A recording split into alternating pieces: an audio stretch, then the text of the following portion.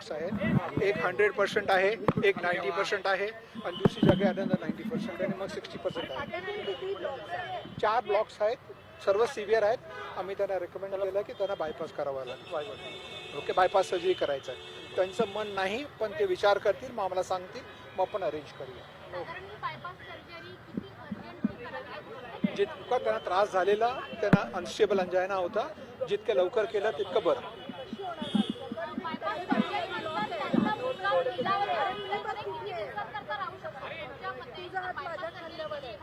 Bypass केलं तर bypass नंतर करीबन 7 दिवस तर राहतात हॉस्पिटलमध्ये.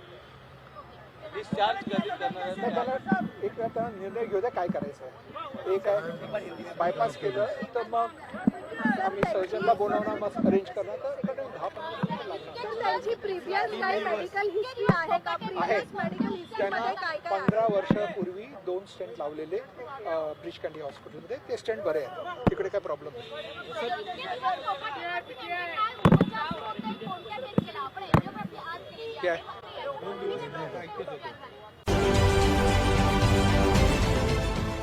देश विदेशातील प्रत्येक घडामोडींचे लाईव्ह अपडेट मिळवण्यासाठी आता साम टीव्हीच्या सर्व सोशल मीडिया प्लॅटफॉर्मला लाईक, फॉलो आणि सबस्क्राईब करा. तसंच सर्व नोटिफिकेशनसाठी बेल आयकॉन प्रेस करायला विसरू नका.